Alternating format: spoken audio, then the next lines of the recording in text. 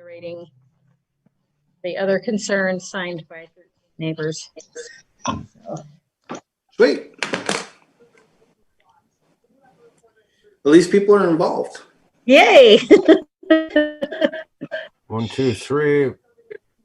One more. We need one more. Nobody said they weren't coming, so. Good day.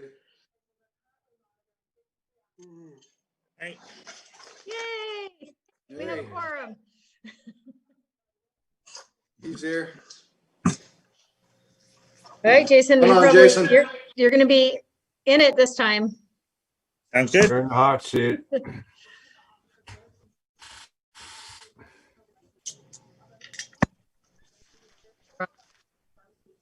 Hi, Liz. Hello. Hi.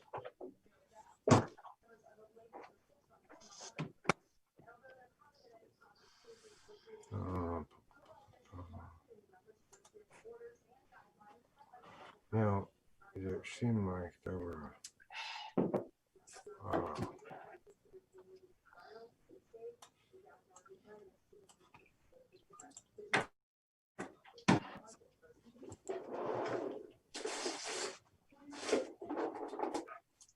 We're not on yet. Could brush my hair. Woo! Fix my bang. My hair's so frizzy. There.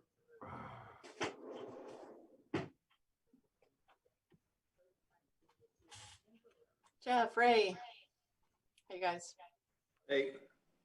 Hi Ray. Is this Ray's first meeting? His first meeting on Zoom, it is. Right, yeah. Nice. He's been to a lot of other meetings. I know. Oh. You know what I meant.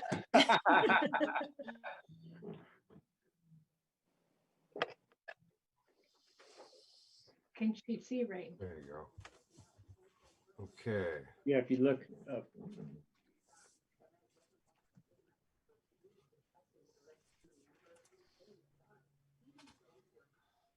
So where do we want to be? Where we want to hold off for a couple more minutes, wait for everybody, or you want to start this thing? Yeah. Yeah. Oh. Is that what I heard? Nah.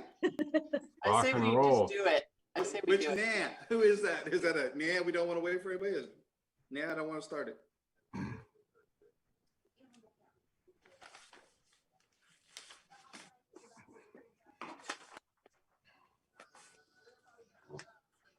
Okay, it looks like Sandy's trying to log in. I need to send him trying to log in from his phone. So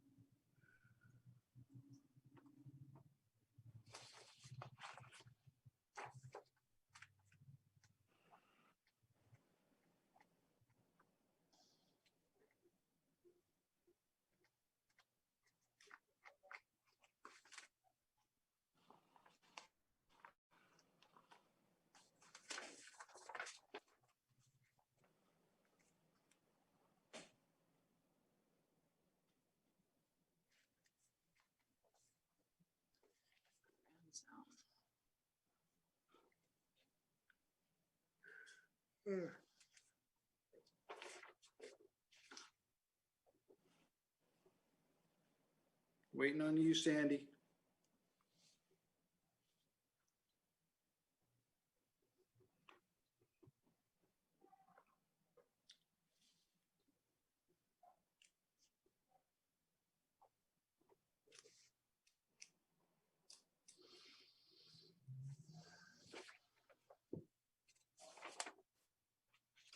Should we give him a couple more minutes?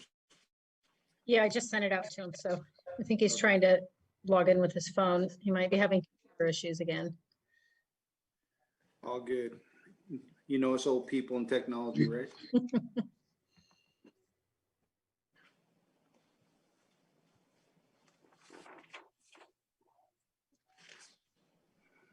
You should try having to share on Zoom, share images on Zoom. Oh, no. Talk about old people. That- Yeah. Well, you remember last meeting, I had trouble doing it, so we'll see how it goes. You got it. I think so. Well, it's hard with just to explain to people. It's the two screens that make it hard. We've got two computer screens that we work off of.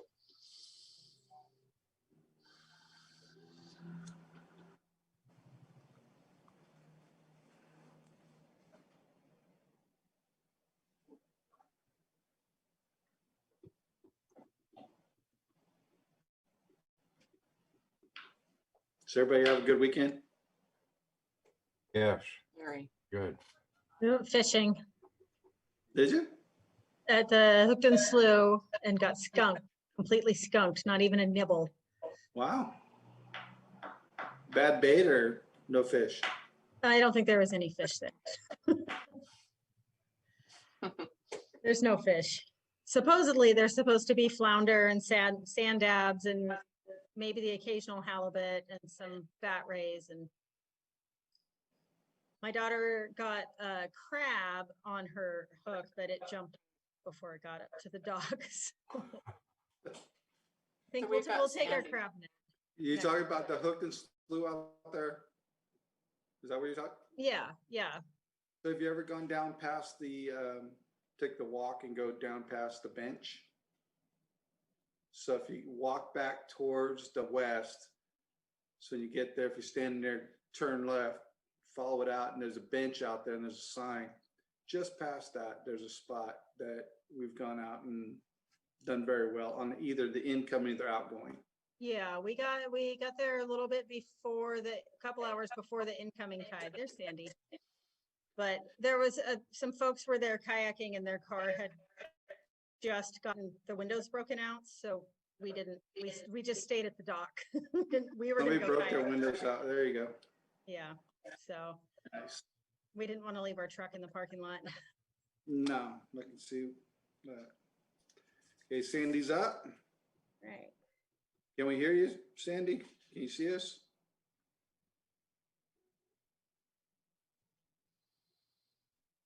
Has he got his audio on?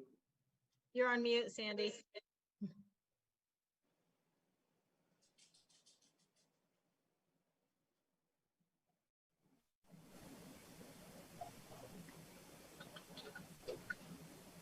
You still there? Well, you got him. We're going to start, okay? And we'll figure it out as we go. Okay, good evening, everybody. Welcome to the Fortuna Planning Commission meeting tonight for August 28th. So the meeting is being held in accordance with the Brown Act as currently in effect under the State of Emergency Services Act, the Governor Emergency Declaration for the COVID deal. So to start off, we're going to start off with the flag salute. We're not going to all stand and rise and do the whole thing. This doesn't mean that any disrespect to anybody out there. It's just the fact that it's what's going on at this time in the world, and we'll get back to that as soon as we can. So I pledge allegiance to the flag of the United States of America and to the republic for which it stands, one nation, under God, indivisible, with liberty and justice for all. Somebody went away. Can I get the roll call, please? All right. Commissioner Blakely, Here. Finally. Commissioner Bradley, Here. Commissioner Church, Here. Commissioner Hallie. Here. Commissioner McClendon. Not here. Chairman Mobley, Here. Commissioner Moore, and Vice Chair Rogers. Here. All right. Can I get approval of the July 28th meeting? I'll Like I'll it. move that we approve the minutes.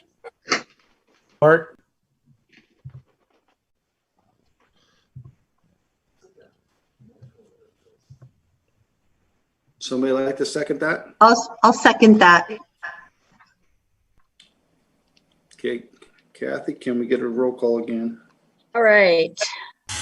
Blakely, Here. yes. Approving the minutes. Yes. Okay. Commissioner Bradley, Yes, and is my video working? it is not. Okay, I'll work on that. Okay. Commissioner Church, Yes. Commissioner Hallie, Yes. Chairman Mobley, Yes. Commissioner Moore. Or she's not here. And Vice Chair Rogers. Yes.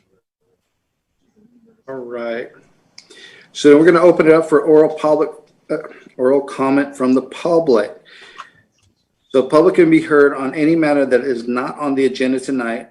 Speakers will be addressing the commission will be held to about 3 minutes. Be advised, by law, the commission is not able to deliberate or take action on any issues presented to the commission during oral comment. So anybody would like to call in at this time, the number is 707-725-1484. Should be coming up on your screen.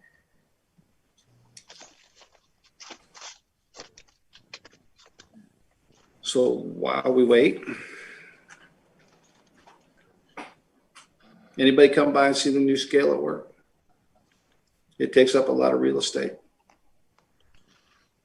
I saw it when I was down there a few weeks ago. Yeah, we got it operational on Saturday, and then when the power went off today, it kind of threw us for a loop. Everything was going really well till that happened, and we had to run and get everything back to the old way because I couldn't bring in, like at this moment, we can't bring power to the new scale office while the power's out. So we had to go back to one scale and change everything back the way it was. So it was a test for everybody this afternoon for about an hour. But it takes up Coming out. yeah, it's a little tough to get everybody to get the hint and which way to go. And we're utilizing the side door where all the garbage trucks park on that side, and to have people come in and they drive across the inside of the transfer station instead of trying to turn around out there in the parking lot. So it's been working, and we'll see how well that goes for a little while. It's definitely a testing project in a project in motion. How's that?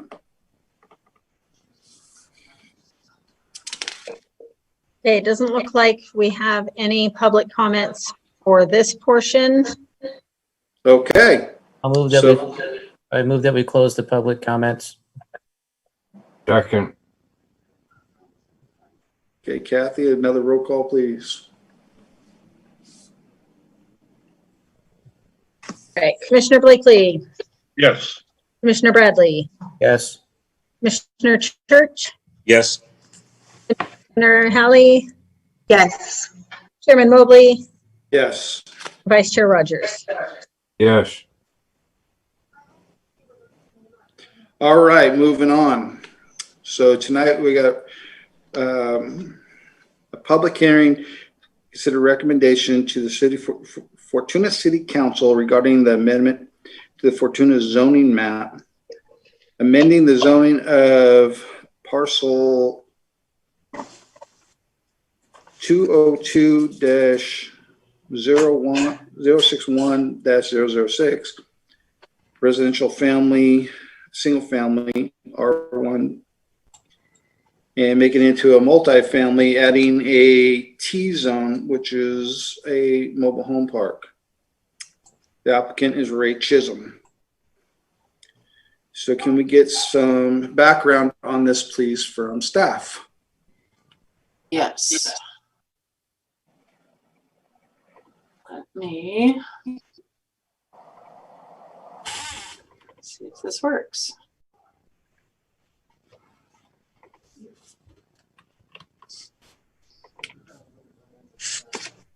No.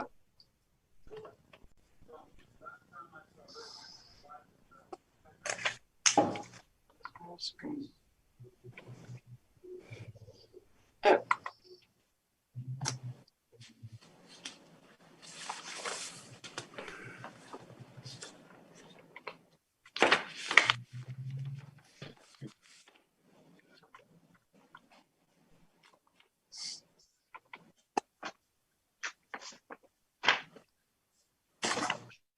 Technology's great when it works. Oh, it works. It works just fine. Okay.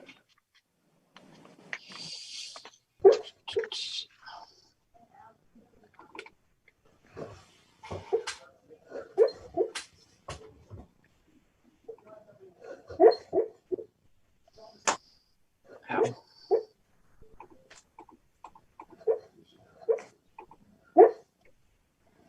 Hmm.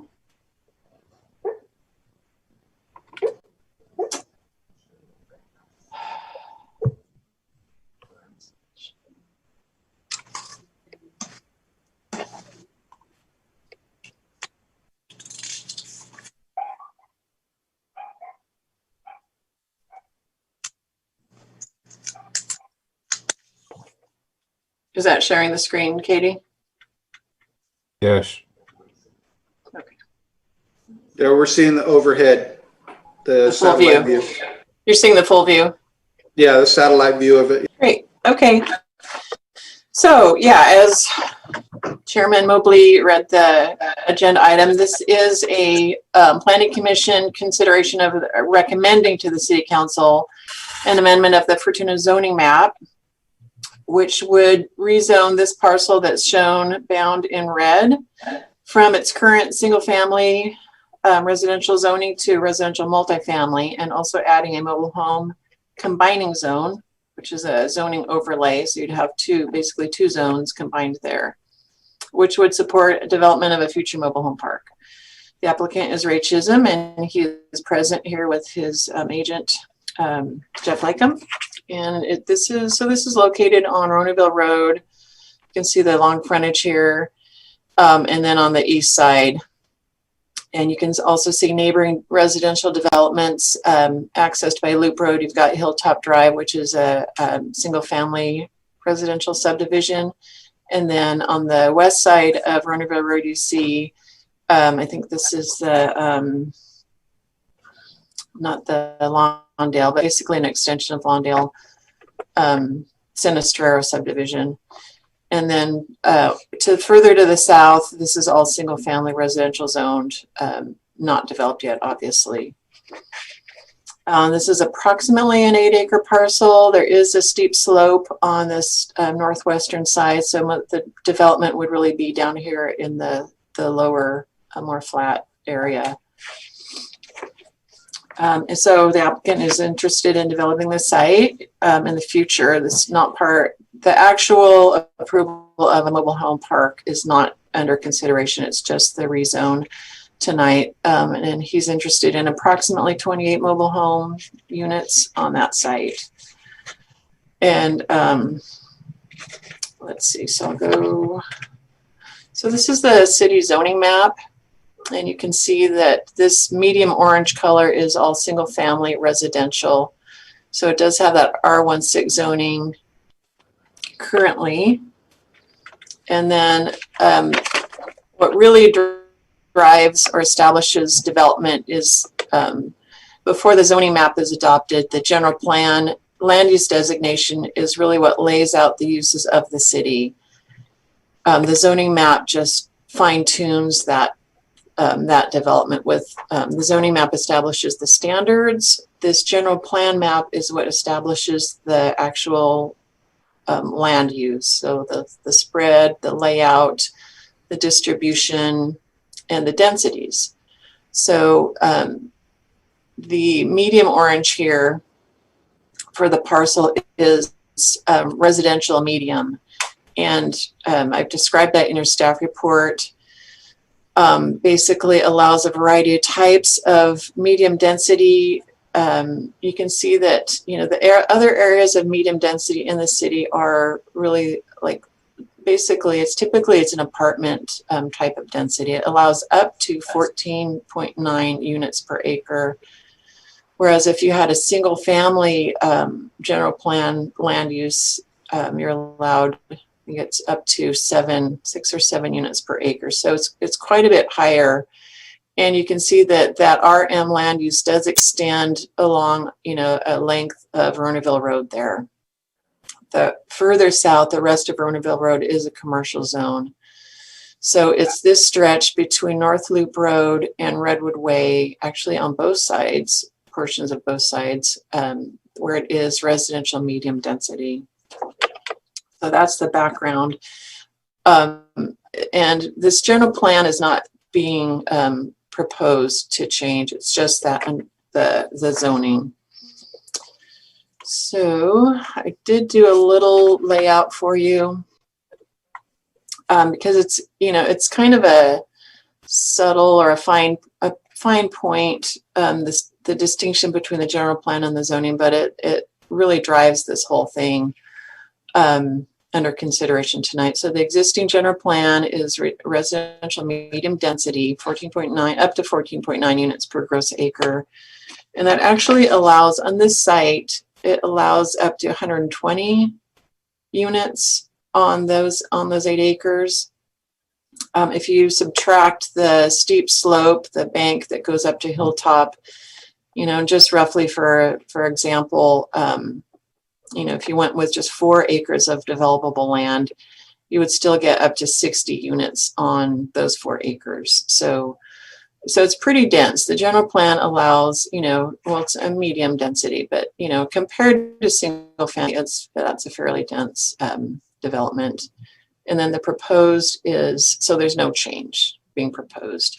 And then this current zoning is R16.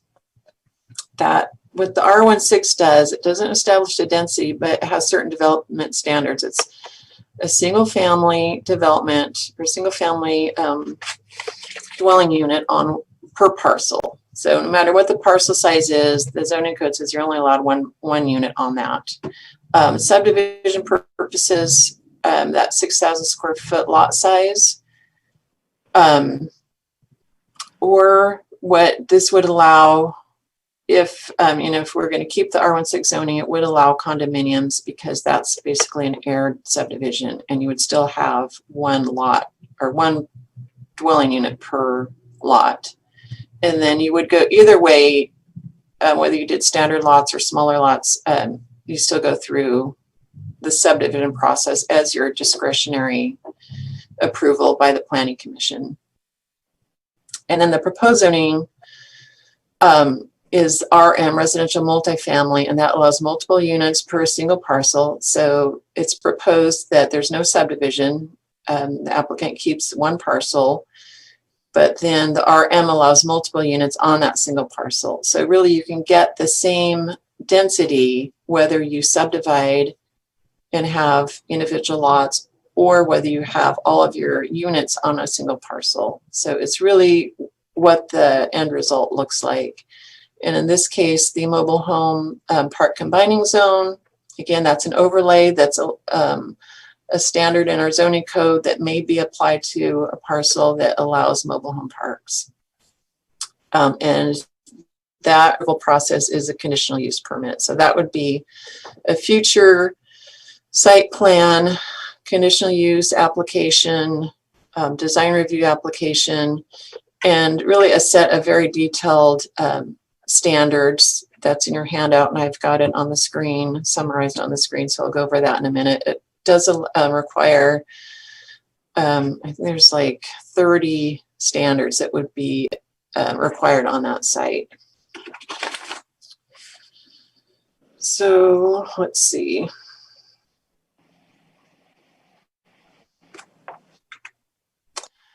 So the applicant did not turn in, so he wanted to separate the rezone from the actual development plan, and sometimes that doesn't work out because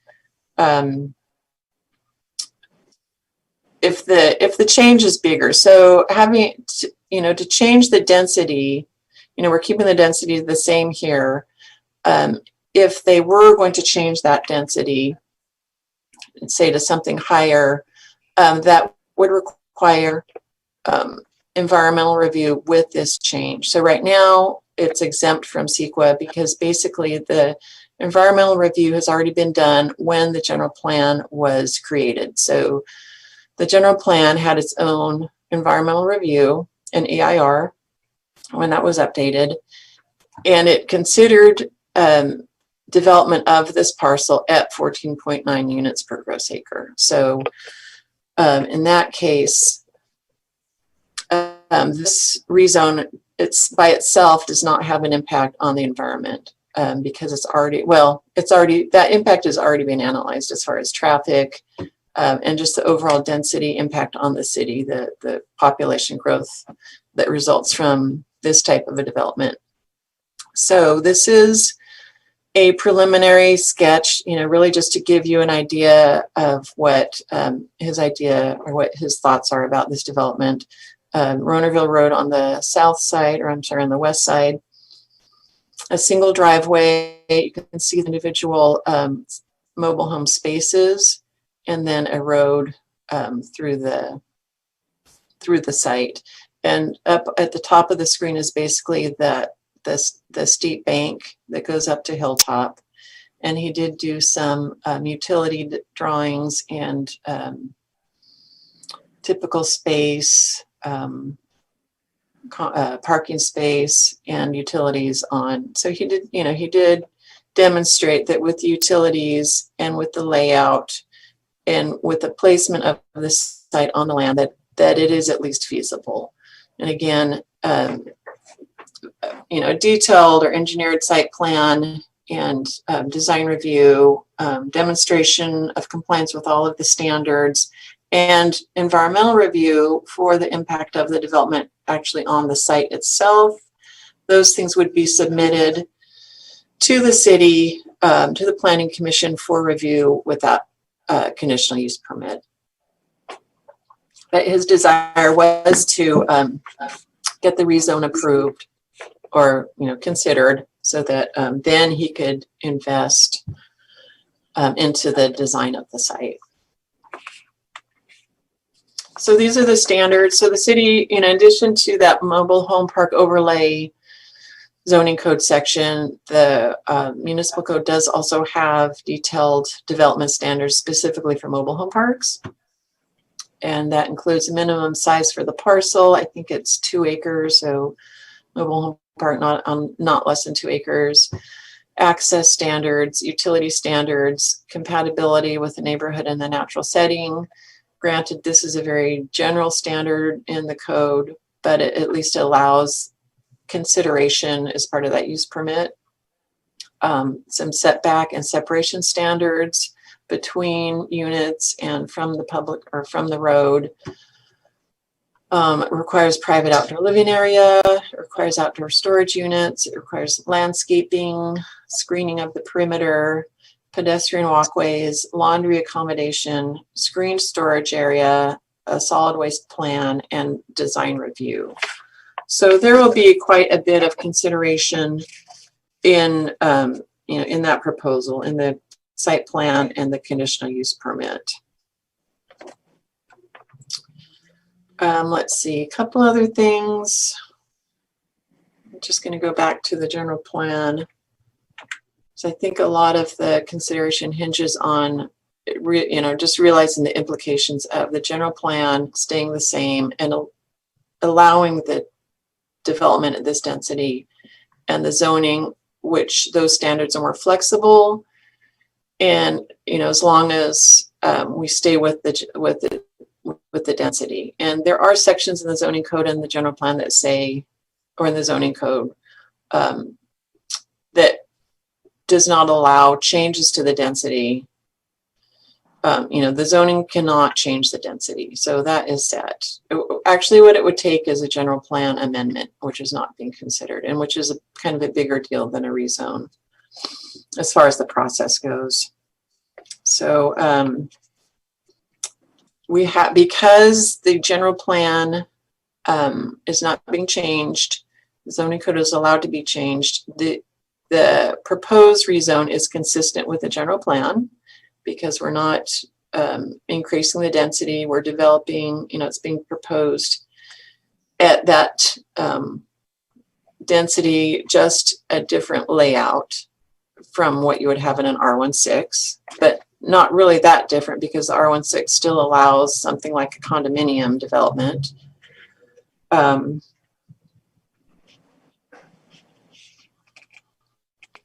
So all this does is it adds a layer, adds the zoning layer on top of that general plan.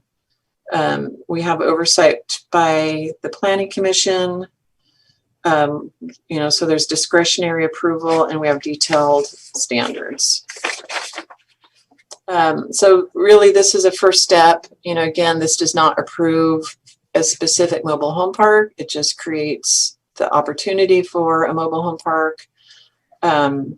If approved tonight or by the city council in the future, the applicant would then move forward with his development plans and return to the commission for, again, the use permit and design review. The site plan would need to conform with all of the requirements. You'd have the ability to, actually see the mobile home park as it's proposed, make comments on it, make recommendations, make requirements. And again, an initial study, an environmental initial study under the California Environmental Quality Act would look at the site-specific impacts, and that would include traffic,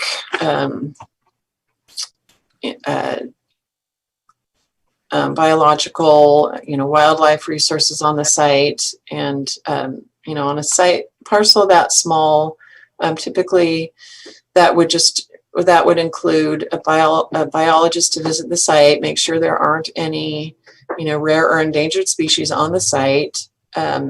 Would check for wetlands on the site and that those aren't being disturbed. Typically, mitigation measure on wildlife resources would be if any trees are removed during breeding season, that a biologist would be on site to check for, nesting. So that's really what is the normal mitigation measure.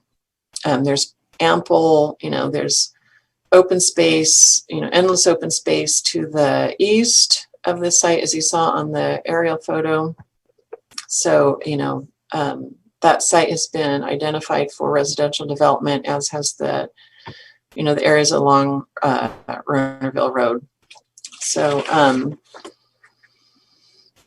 so we have consistency. Really what this does is allow ownership of those mobile home units. Again, otherwise the density could be developed, the site could be developed to that density. And the last item, the city did receive, I think, 8 letters over the last week since we sent out the public notice. Katie, is the administrative assistant, is going to read those into the record. That's required under the state law currently. And with the Zoom meetings, people aren't allowed to come in person and speak to the Planning Commission. We will have an opportunity for call-in, but we are required to read letters into the record on the Zoom meetings. But I did want to summarize the public comments fall under 3 categories. One is I'm combining property value with aesthetics. So that was a common complaint that they felt, the public that responded felt that the mobile home park is going to reduce their property values. And I did take some pictures. I went around and took some pictures of some other mobile homes in Fortuna. And I believe that idea that it would lower property values is really based on, public perception. And, we've all seen some mobile homes that aren't maintained well, and they definitely look shabby and definitely can be a blight to the neighborhood. But it's really based on how they're designed and what kind of amenities or what kind of, design features enhance the mobile home park, and also how they're maintained. And So for example, I think Royal Crest does a really good job of maintaining their site. They have, a lot of greenery and a lot of, this nice landscape setback and, fencing that creates screening. And I really don't see anything here that is diminishing, the neighborhood across the street. So, mobile home parks definitely do not have to be a blight or diminish property values.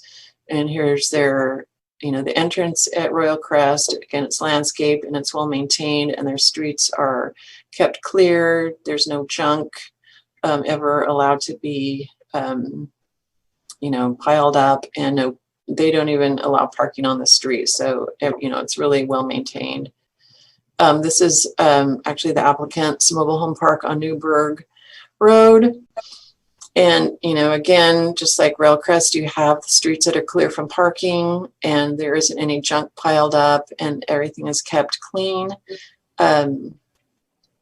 There's landscaping at the entry. There's, nice fencing, and the fencing is well maintained. I think the ground cover probably is the only thing that's probably a little, old. It's kept clean and it's not weedy. I think it's just been allowed to kind of dry up. But, here on both sides of the entry, you see landscaping and a nice fence. And this is the other side where you have trees, and the fencing is nice. And you can see that there isn't any junk. That's our other slide. Oh, I'm going in the wrong way. Oh. And then the wildlife is one of the, another comment. And, this is really an infill development. It's intended to develop with residential, just like the surrounding neighborhoods have been allowed to do. And the environmental review is going to, walk the site, identify any plant or animal sensitive species. And, there isn't going to be any diminishment of any species because there's ample area, to the east of Fortuna. And then the slope stability is a comment that has come up, and I should go back. Let's see if we can go back to the beginning here. The slope stability really has to do with the adjoining property to the Hilltop neighborhood. I'm going to try to get this back on the screen.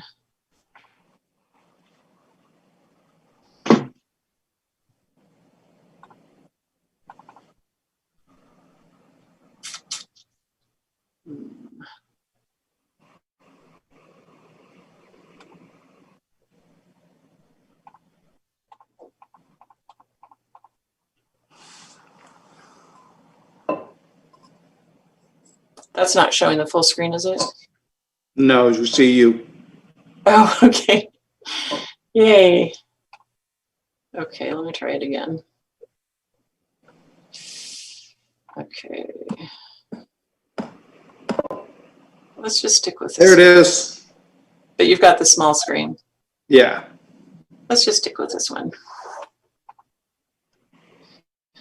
Okay, so the slope on the northeast side of this property is part of the Hilltop development. And as you probably have seen driving by, it is benched. There's been, it's been cut and benched. And the purpose of that is to replace soil that has been removed. And it's benched so that that soil can be compacted to an adequate compaction rate where it won't slide. So it will be engineered. There's an engineering report that describes how it's going to be repaired.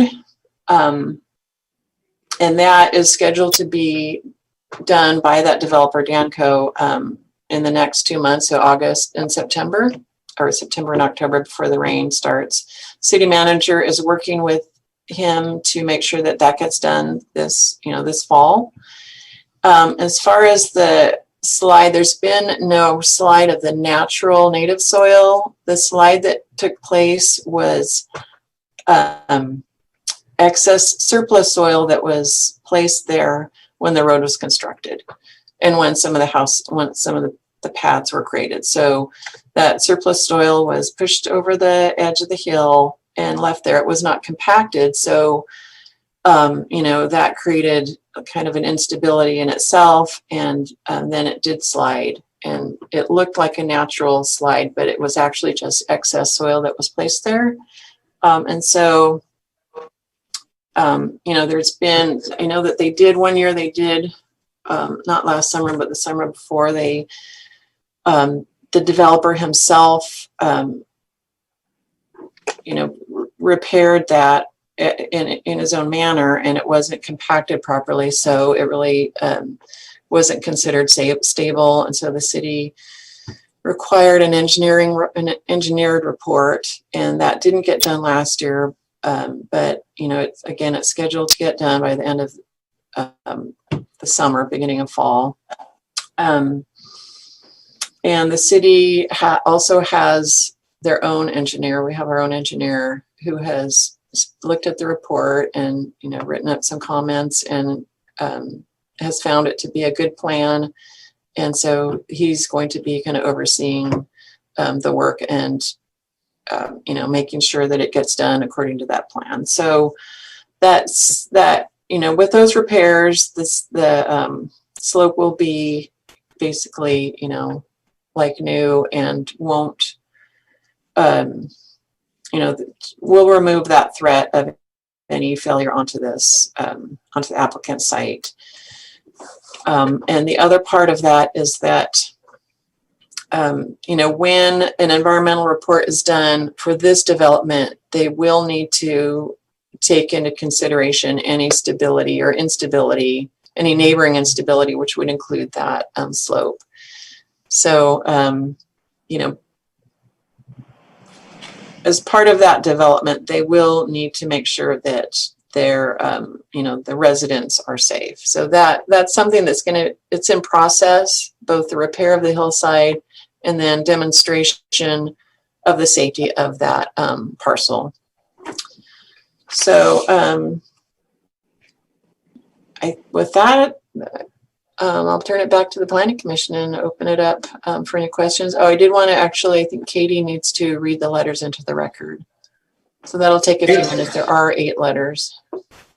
Katie, why don't you go ahead and do that? Okay.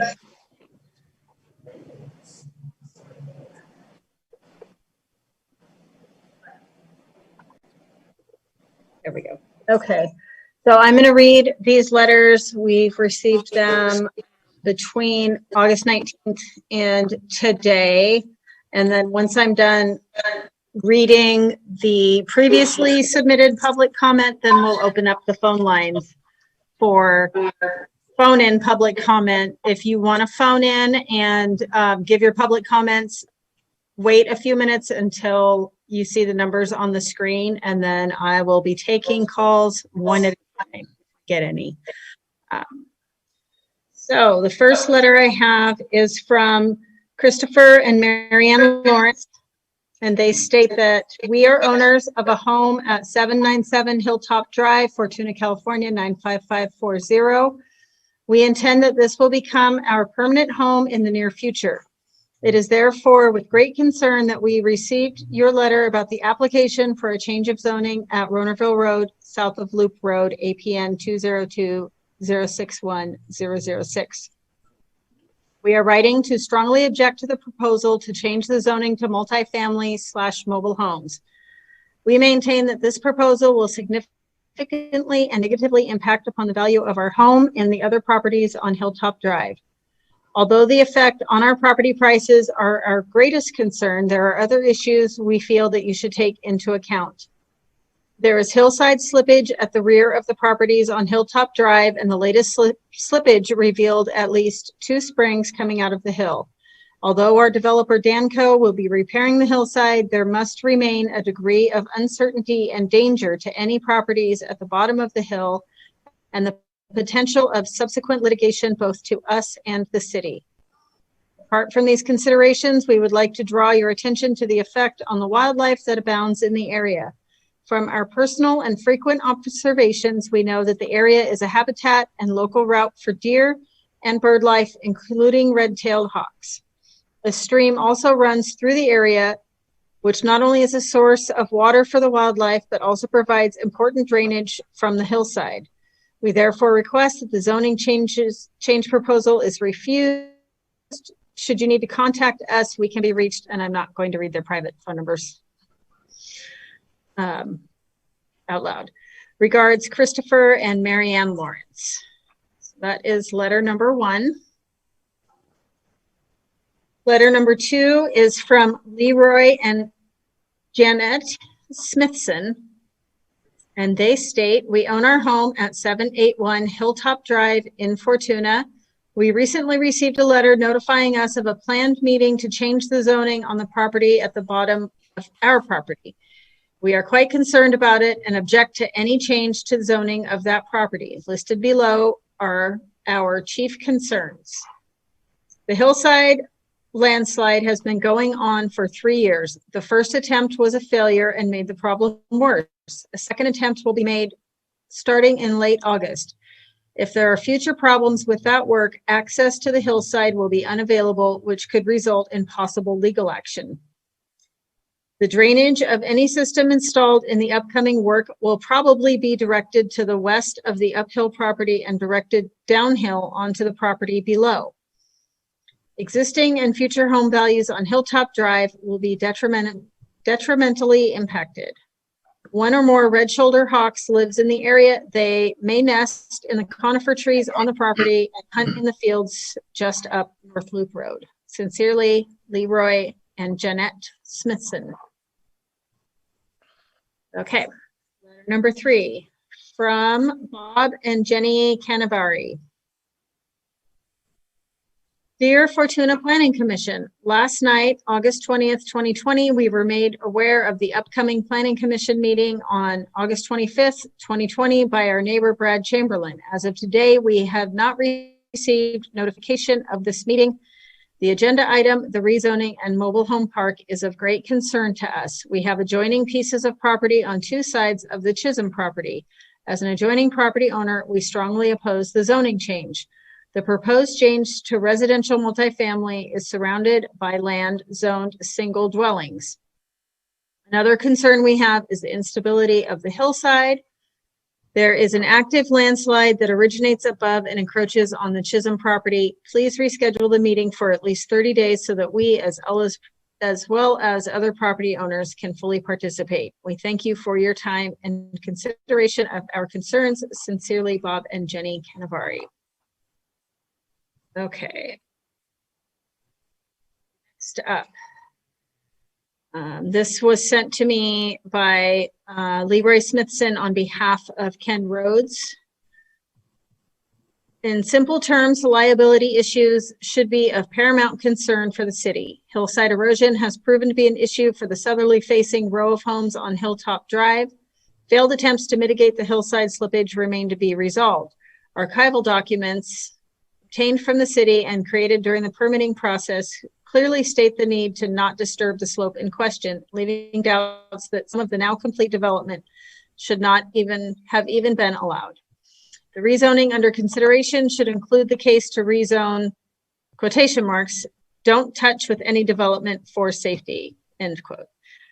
An extra wet rainy season could subject improvements below, as well as existing ones above, to catastrophic damage. We can't imagine it's in anybody's interest to invest in the liability risks associated with future development to the area in question that may result. Sincerely, Leroy Smithson Rhodes. And he included the subdivision old parcel map that was published online and with the agenda packet. All right, next up. Please see the message below. My name is Mike Losi, and I'm a longtime resident of the city of Fortuna. Honorable Chairman Mobley, commissioners, and city staff. regarding your consideration of the zoning change request on AP 202-061-006, located in the 3400 block of Ronerville Road. I am urging your examination of the geological instability of the hillside directly located uphill, to the northeast of the property in question. A change of zoning allowing a higher population density could expose the city to unnecessary liability in the event of a mud debris flow from the extensive slippage which has already occurred. Thank you for your consideration of these points in your deliberation. And then the next letter that I have is quite long. There is a 3-minute limit, so Liz did touch on the points in this one. I'll give it a go. This one is from Jane Jennison Williams and William Williams, and they live at 725 Hilltop Drive.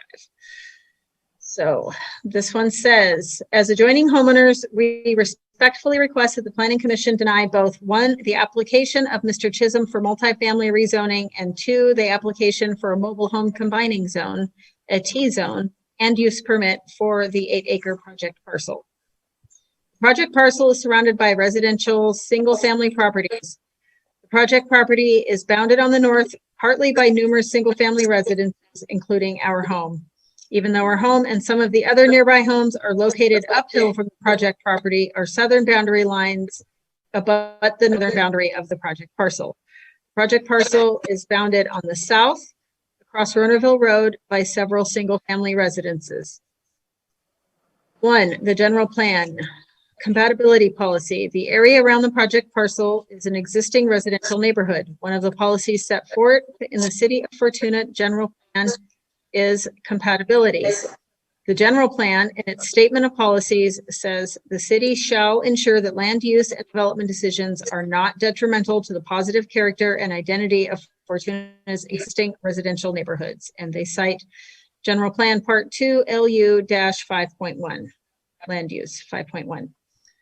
Creation of a trailer park on the project parcel is absolutely inconsistent with the single-family residential character of our existing neighborhood and is certainly detrimental to the single-family home character and nature of our entire present single-family neighborhood. The general plan also provides that one of the goals of development should be the creation of balanced, harmonious land use types. And they cite General Plan Part 2, Land Use -4. Creation of a trailer park is certainly not harmonious with the present single-family residential character and nature of the neighborhood. B, consistency. Our neighborhood is zoned single-family residential on the City of Fortuna general plan. Fortuna's municipal code states that any changes in the zoning must be consistent with the general plan. Citing Fortuna Municipal Code Section 17.07.200.H.1, creation of a trailer park in the middle of a residential neighborhood that has long been zoned as residential single family under the general plan is certainly not consistent with the general plan. Zoning established by the general plan should not be changed on a piecemeal basis unless there has been some significant change in the area or unless something unusual has happened that makes existing zoning inappropriate. In our case, nothing significantly new has happened in our area, and certainly nothing has occurred that would justify vesting a single lot with the ability to have seriously high density while all other properties around it have low density. Okay, we've just about hit 3 minutes, so I'm just going to hit on the main points. This letter was published with the agenda. It's available online if anybody that is watching the meeting would like to read the letter in its entirety. It's on our website as part of the agenda. They do mention greatly increasing the density. And then again, the justification of changing circumstances, quality of life, adverse impacts, financial injury. They mention spot zoning, which occurs when special rights and less restrictive zoning is given to one single smaller parcel that is in the middle of a larger area that has more restrictive zoning. And they also mention loss of some local control because of the state's regulations regarding mobile home parks. So, and it's signed Jane Jennison Williams and William C. Williams. And that was a bit over the 3 minutes. We have two more. This one's a quick one from Vincent Peloso. And he states, I am not an engineer, nor do I own property abutting this parcel. Yet for the past decade or so, my wife and I have watched this hillside deteriorate and concur with the comments you've already received from Mr. Lawrence, Mr. Smithson, and Mr. Canavari that allowing further development on this parcel is ill-advised and short-sighted at best. At the very least, the developers should be required to get an engineering report on the long-term stability of this slope. To this uneducated eye, it doesn't look, and there's a period after that. So I think there might be a word missing. And then this last one is a petition that is signed by 12 folks, all residing at Hilltop Drive, and it looks like one on Ridgeview, which is just to the east of Hilltop. We, the undersigned, are residents of the Hilltop Drive Ridgeview Court community.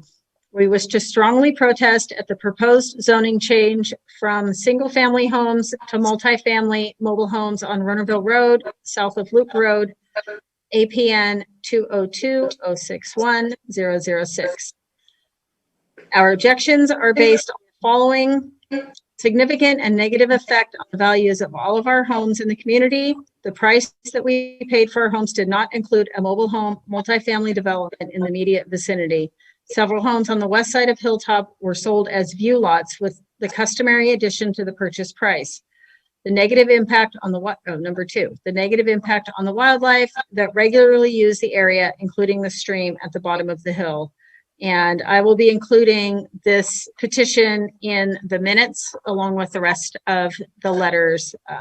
And those will be published on the website as well with all of the signatures. So that is the last one. Okay. So with all that, does anybody have any questions for staff?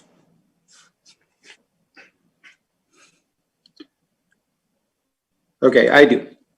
So I got a couple questions for Liz. And so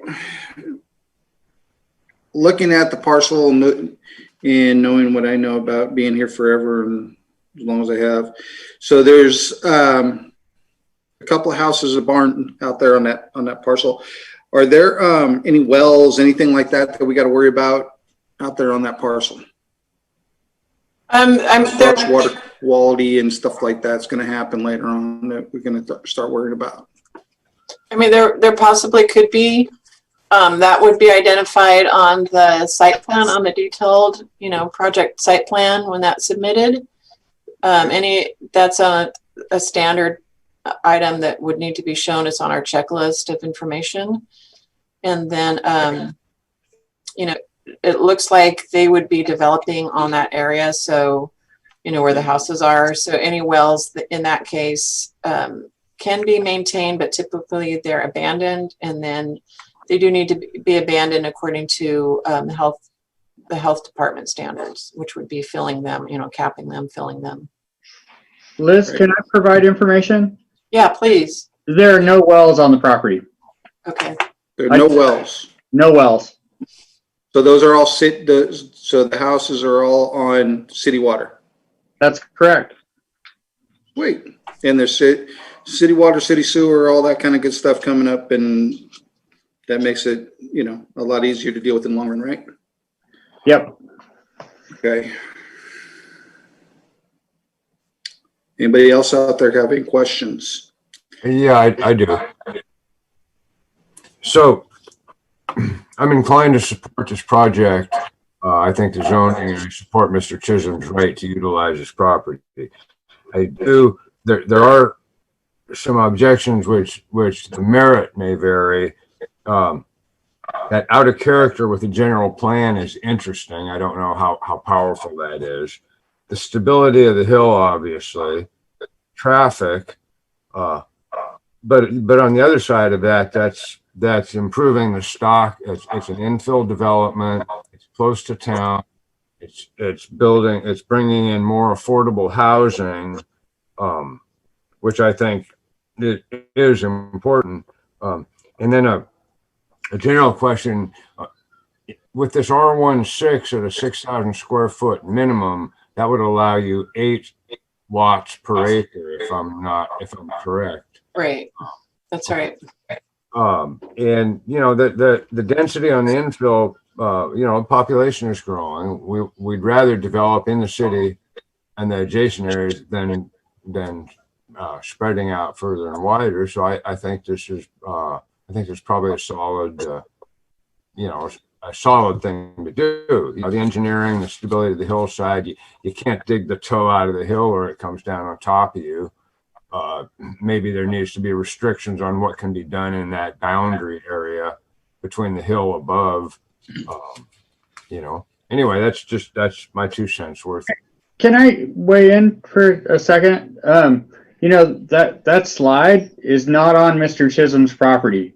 It is encroached upon his property because it could fail and slide over the ground. Right.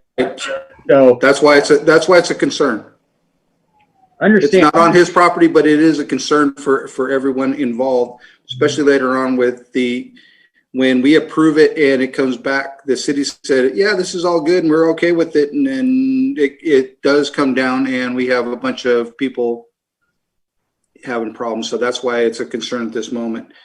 My concern as well. A question I got, and it was in one of the letters about water coming off the hill. Is there, Liz, or is there not any kind of stream water underground thing coming out and helping on the erosion part of this? So what I've heard is that there are pipes that are diverting some of the water that have been Onto installed. Chisholm's property?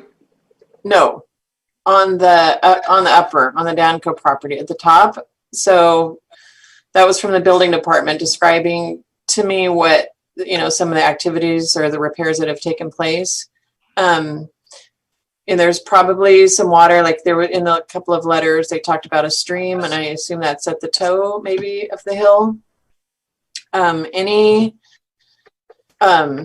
You know, if there is a stream or if there is any wetlands, that's going to be protected as, you know, a drainage way.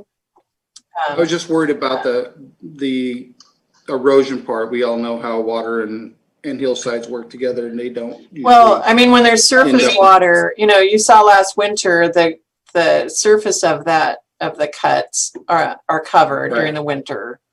Then the building inspector also said that they haven't seen any springs coming out of that hill. So maybe That's where I was going. Yeah.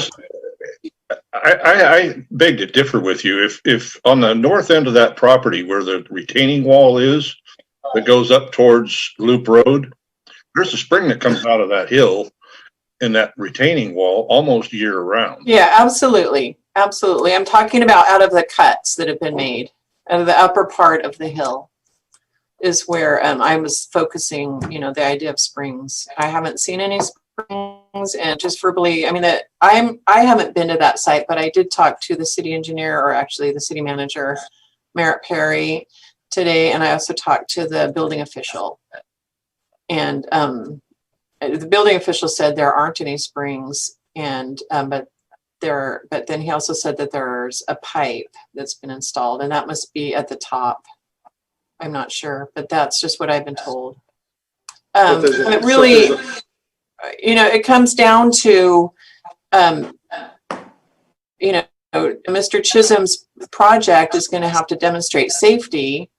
So if it's an off-site safety feature, you know, the city is working with Dan Johnson, the owner of that adjoining site, to get those repairs done this fall. So hopefully, you know, by the time Chisholm is ready to, you know, if he does get permits and is ready to build, it, you know, it should be taken care of. I mean, you know, Danco has a responsibility to protect, you know, to repair that hillside, protect the houses that are up there, and to protect, you know, adjoining downhill properties. So, I don't see how, a project downhill can get approved if there's a threat from slope, from. Well, the fact is, we don't know if there's a threat because they haven't fixed it yet. Right. Right. No, that's agreed. I understand. But I mean, this rezone is not going to allow development. It's the conditional use permit. Excuse me. It's the Right, conditional the conditional use permit, we'll do it. So if we rezone it, no matter how we look at it at the end of the day, no matter if we rezone it or not rezone it, there is still the opportunity to, if it's not a mobile home park, it could be condominiums, it could be apartments, it could be something else. Exactly. Yes. Okay. Right now, it can be built with single family homes of the density that is allowed. That's already established by the general plan. Right. Well, and even if it were built with single family homes, you wouldn't punch the road in or build the homes right up on that little wet north end of the thing anyway. That'd Right. be a poor judgment and wouldn't pass muster. Right. Regardless. Yeah, I would call that north end not buildable because of the slope and the water, and there's Right. probably wetlands, at the base in that. Right. So. Well, while we're all talking about this, let's throw out the phone number for everybody real quick. That way they can call in. Obviously, there's a lot of people looking at this and wanting to comment on it. So again, the number's going to come up, and I'm going to tell you it again. It's 707-725-1484. So call in while we're talking about this. That gives you a little bit of time to sit on hold and make sure that everybody's on that as we're discussing this. Can I ask a question about the density? Absolutely. So I haven't sat down and done the math, but how many mobile spots are we talking if we did convert this? 28, 30? You said 28. 28? So I've got your call. Can you hold momentarily? Keep going. Or is the caller holding? The caller holding. Okay. So I guess my concern is, I think the state minimum is 35, and then you have to have on-site management. If it's under that, you don't have to have on-site management. So I guess my concern when I hear about some of the issues about people talking about the different values and such, is that if you don't have good management on site to maintain those properties, things can get out of hand. So I guess my concern would be if we did rezone this, how are we sure that the petitioner is going to be able to maintain the quality and upkeep as we see in the others? Because the others, I'm pretty sure, have on-site management. Right. So that would come in when we start doing the actual permitting for it and the approvals later on when it comes back to us, right? Because this project will definitely come back no matter what to the Planning Commission. Well, provided that we pass it tonight. Well, yeah, provided if we pass it, whether we pass it or not, because like you said, it can come back even with the way it's zoned. If you wanted to go back and put apartments in, it is at that point okay to do so. Do we want to give Jeff or Mr. Chisholm a chance to speak? Absolutely. Ray, you there? Did you want Katie to take calls later? Do you want to? No, I want Katie to take calls. Katie, how many can you put on hold? It's on the screen that we're taking calls. Yeah, and I've got yes. folks waiting on the line. Can I make a suggestion? We let the calls come in because Mr. Chisholm may be able to address those as well. Okay, let's do that. So we're going to open it up to public comment. Remember, again, people, folks at home, that we'll give you 3 minutes or so to address the committee. Please understand that, hey, we might disagree, but be respectful to one another. Here we go. Go ahead, Katie, bring on the first person, please. Okay, first caller, go ahead. Please state your name.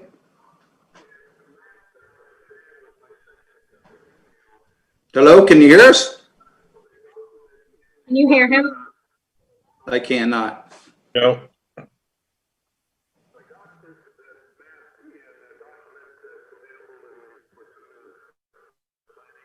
Katie, I can't hear anything. I can hear background noise, basically. Can you hold on for 1 minute? We're having a little technical difficulties. Okay. Okay. That's better. That sounds better. You can hear me. Could you hear him? I just started to when he said that's fine. Nope. We're back to square one.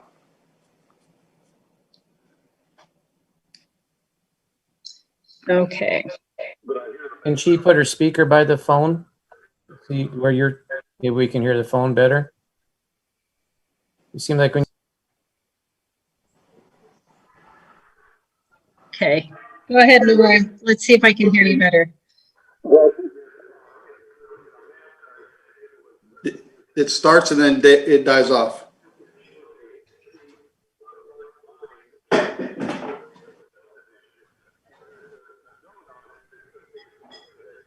We're not hearing him, Katie.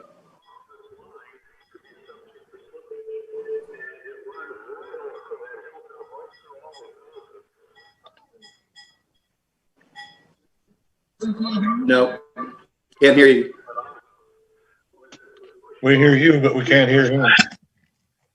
There is, I often, people could come up, there's a. it's There more you of a go. weepy, Now you can hear. There you go. Now you died again. Get it back to where you were at.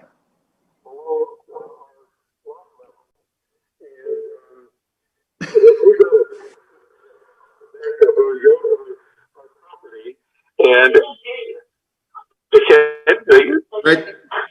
oh, am I good to One more talk? time. Yeah, go ahead. Okay. Did I get to the subdivision plot that had a fault line?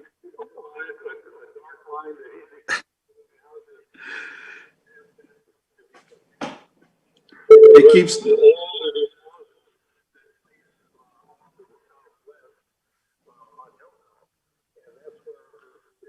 Slippages occurred. It started back in 2017. Right there. Leave it right there, In Katie. 2018, they did some work. They brought it up to our lot level, but it wasn't particularly. It was compacted vertically, but not along the surface. And it had, I found holes in it, cavities. It collapsed very quickly. By February, we had a 10-foot drop. It's now also in my backyard. I think something close to 15 to 20 feet.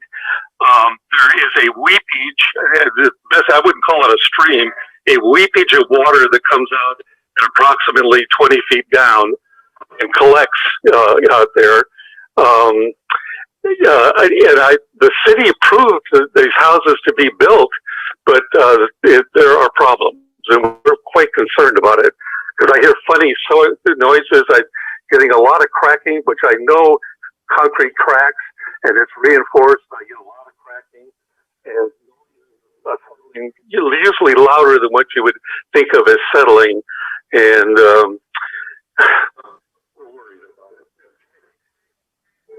Hold it back where you was at, Katie. Thank you, Mr. Smithson.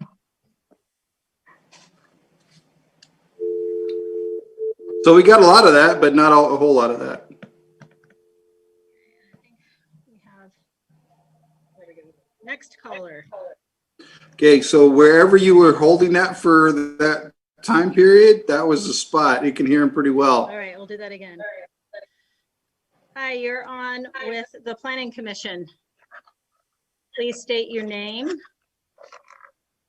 Brad Chamberlain. Hi, Brad. Hi, I'm Go calling ahead. about this development. There were a few things the staff didn't talk about. Can you hear me? Yeah, we're hearing you. Okay. Now we're not. We're not hearing him, Katie. that? There it is. We're having some technical difficulties, and she's trying to make that happen for us. So Okay. You got it now? it's sounding better. Sounding better. Anyhow, staff left that out of the when they talked to you about it, that they had brought this up several years ago, and I see him talking, and Go ahead. anyhow, the pipes are in the ground. There are pipes towards the property. I watched them put them in. I got pictures of them doing it if you need those. And I don't know what the new plan up there is. And the family owns the water rights on that hill. So we were wondering on that. I sent a letter last night. Apparently it didn't get sent in to you for some reason.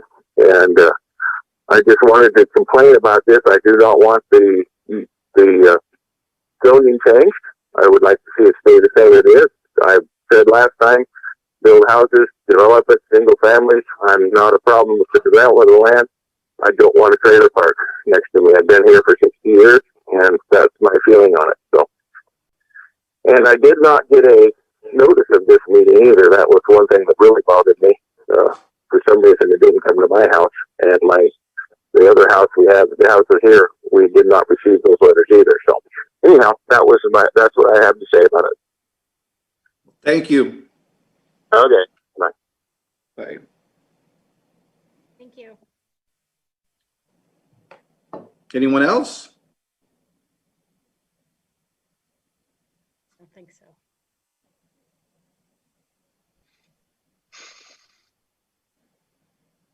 Hey, Chris, is it our turn? Yeah, go ahead. Go ahead. While we're waiting for somebody else to call in, we could go. So my name's Jeff Lycombe, 301 Newell Drive, longtime resident of Fortuna, and I'm Ray's agent as well. So I heard a lot of different concerns about the project, and I just kind of had some highlights. First and foremost, the slope instability that is above Ray's property, there's an engineered solution for that, and that's the responsibility of Danco. And if that's not adequately addressed, then if the rezone goes through and the layering for the mobile home goes through as well, then in CEQA, there's a whole section in CEQA for slope instability and geologic instability, and it has to be evaluated. And so if the problem's not fixed at that point, then it would have to be addressed within the CEQA study. So that was just point number one. And so also the design, the engineered design to repair that slope, it has pipes inside of the slope repair to de-water that slope and direct the water away from the instability. And that was done by Danco's engineer, who is a subject matter expert. Additionally, the project meets the land use map that's within the general plan. And being a longtime resident of Fortuna, if you go up and down Ronerville Road, and also, the major thoroughfares in town have multifamily type developments on them. So, if you go up Ronerville Road, you see apartments, you see different multi-family places. This is consistent with that as well, and it's a major thoroughfare. Additionally, this is infill, which I've heard everybody say. This is infill. We're not going to be affecting the total density that could be developed on the parcel. The stream that one of the commenters mentioned is across the road, so you have to look at Ronerville Road and then look at the stream that's on the far side. It's kind of an aesthetic thing. The area where all of the lots will be developed, that area is typically 5% slope, which is not a steep slope in engineering terms. the intention is not to develop up on the street. So, and then, I think that's about it for us. I'm not sure if Ray wants to add anything else in there. I just kind of wanted to go through those points though, because I think this is a good project. It's going to provide, if we get all the way through approval for the mobile home park in the future, then it's going to provide more affordable housing for the city of Fortuna. And we already know that there's a shortage of that type of housing. And so it's going to fulfill the city's goals as well. Understand. Ray, you got anything you want to add to it? Well, the area that would be dealing with is got no more than a 5% slope. The slides are on the other property, on Danco property above us, and we've been courteous to them to let them do whatever they need to do down there. They pushed a lot of dirt down on us just to get rid of it. And as far as us causing them a problem, they're causing us a problem. Right. And that's what they're worried about. And that's what people are worried about, is that in the long run, where is it going to end up? And it's probably going to end up down on the bottom, where if you have this in place and they let it go, that if all those houses decide to come down one day, we have a good earthquake, or we have a good, good rain one day, and it all comes down onto a mobile home park, it's just not going to look good. So I think that's what some of the concerns are. Hey, I have one more point about some of the zoning in the area, and I heard that all of the surrounding zoning is R16, or but one parcel away is commercial thoroughfare. There's commercial property. It's not far away. This is in close proximity to bus stops as well, so it kind of fits that use. Anyway, thank you. All right. Katie, we got anybody else come on the phone? Can't hear you, Katie. You're on mute. Could I say something? They're proposing. Am I allowed to do this? Yeah, go ahead. Okay, that new drainage, as I understand it, that they're proposing clear into October here, is going across that side hill, and they're digging ditches into soil that's stable, been stable for 100 years, obviously. And I'm concerned about that patch job they're going to do right there up above the property that I have. Right. Thank you. Katie? You're still on mute. It's not muted. Can you not hear me at all? I hear you now. Okay. Okay. Mr. Smithson, hello, can you hear me? Mr. Smithson, can you hear me? We can't hear you, Katie. Can you start again, please? Okay. I had an occasion to get a copy of the plan that Dan Johnson's engineer has put together.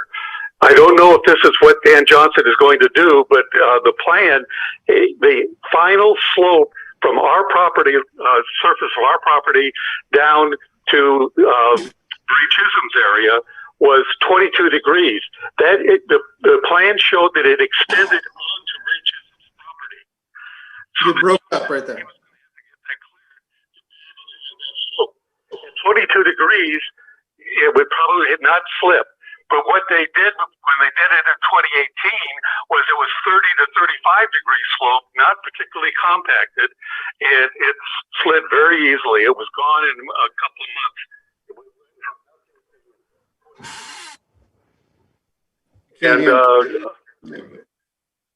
So the water that's coming out from the base of our property is about 15 to 20 feet down, and I would call it weeping. It's just, you can just see a little trickle, coming out, and it collects. Actually, during the summertime, it evaporated. All winter, there was a puddle of water there.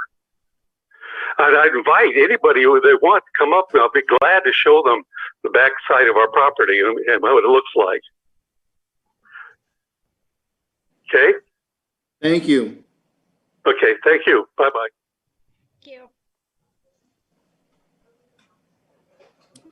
So anyone else? So Ray, you still there? Yeah, we're still here, Chris. Okay, so I got a question. So hearing all that about they can see water coming out, the residents that are up there, and is that concern you in any way, shape, or form that some of that might be a problem later on?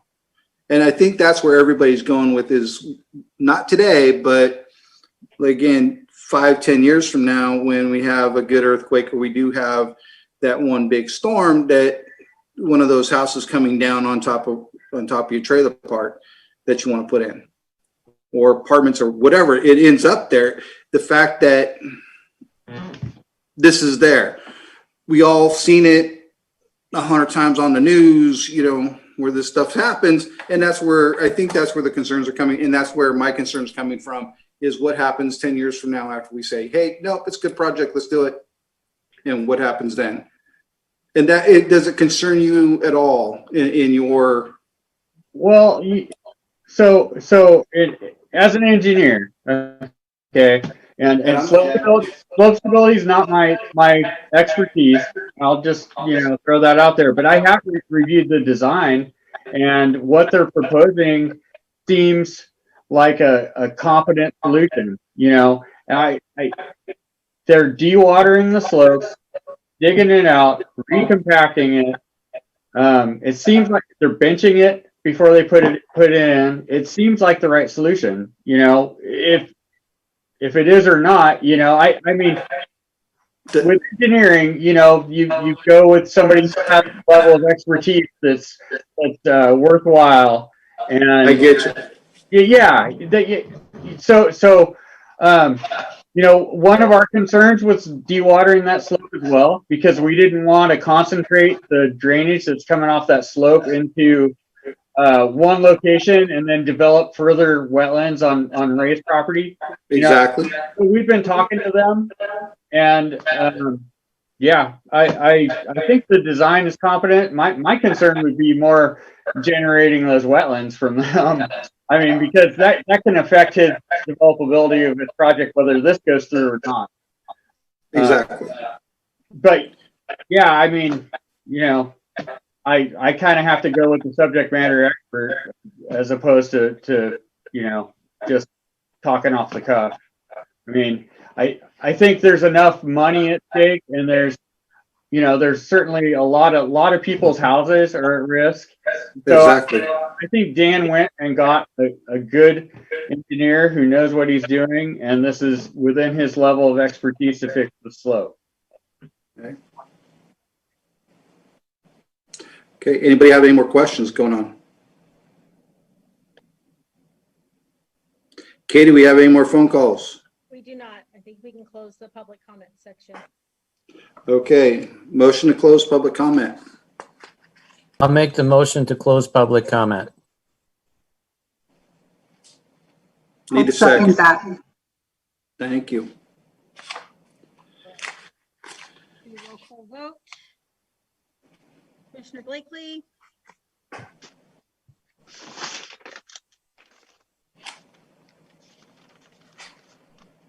don't think he can hear you. Sandy, their motion to close public comment.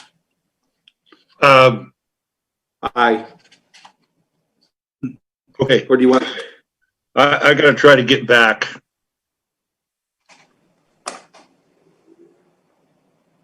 We can hear you. not muted. Can anybody hear me? I can hear you. Not well. Yeah, I can't see Very you. close. Better when you're closer.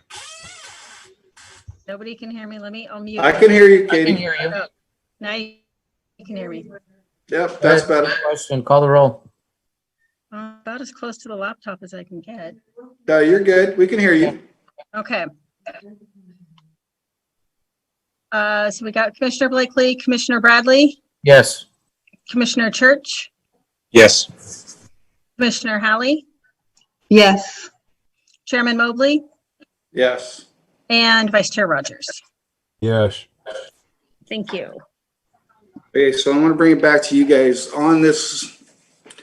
So it sounds like there's a lot going on with this, and I'd like to hear from you guys of what you all think about this. Jason, you have anything you want to bring up or any concerns you have?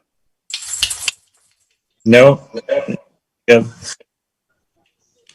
Okay, how about anybody else? You guys got anything you want to talk about?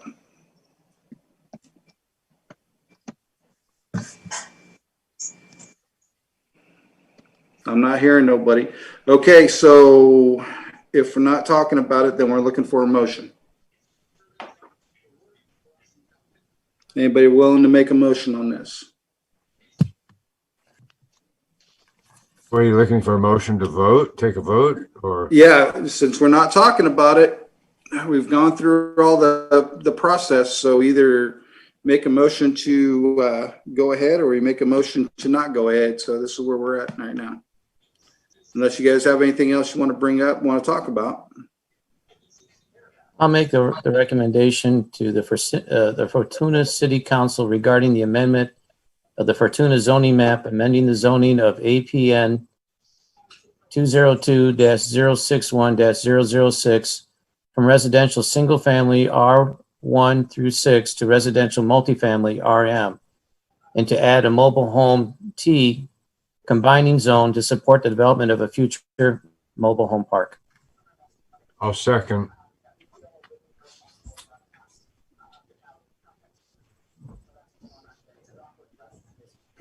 So Katie, we can't hear you now. Still can't hear you.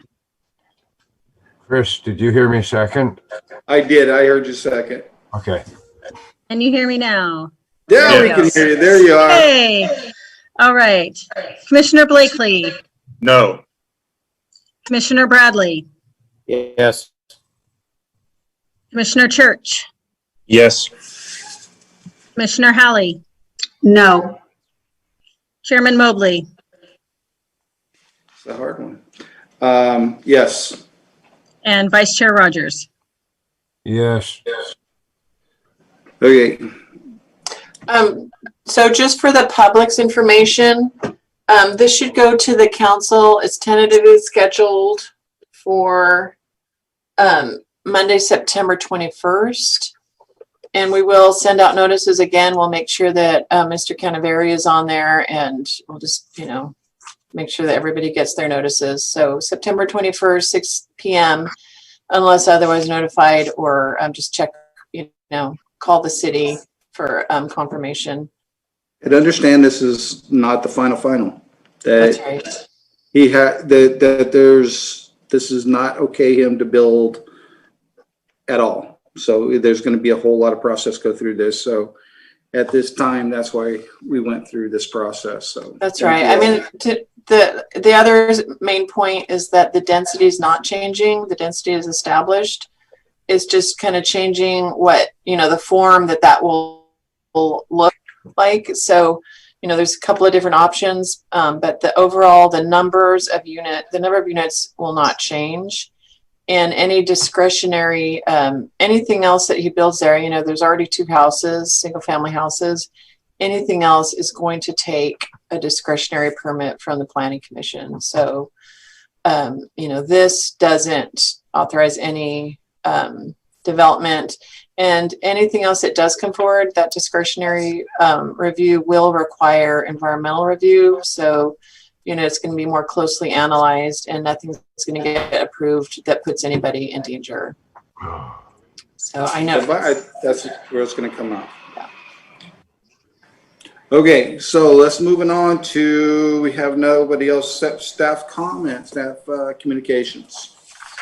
I didn't bring anything prepared. We're busy.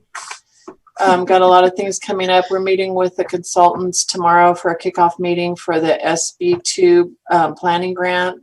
There's the 6 planning projects that will be coming forward. They're not development projects, but they're planning ordinances and things like that. So those will be coming to you in the coming months. And so we really look forward to that. But that'll keep you guys and us busy for about a year. So I have one that's coming up that you're gonna kick me out of, right? Yes, Okay. that's Well, right. let me know well ahead of time, so don't show up. All right. Any other comments, any questions, anything going on, anybody want to bring up? Well, thank you everyone for showing up. Thank everyone at home for calling in. We really do appreciate that people in the community get involved. And just because it sounds like it didn't go your way tonight, it doesn't mean it didn't go your way tonight. It's just the process that we have to take, and it will work itself out as we go. The CEQA plan will bring up all those issues on the properties above, and most of this will come out, I believe. So looking for a motion to adjourn. I'll move, we adjourn. Second. All right, Katie, can roll I- call, last roll call of the night. Yay, it looks like you can hear me. Okay. Commissioner Blakely, Yes. Commissioner Bradley, Yes. Commissioner Church, Yes. Commissioner Hallie, Yes. Chairman Mobley, Yes. and Vice Chair Rogers. Yes. All right. Thank you all. Cool. Have a good week. See Thank y'all. you.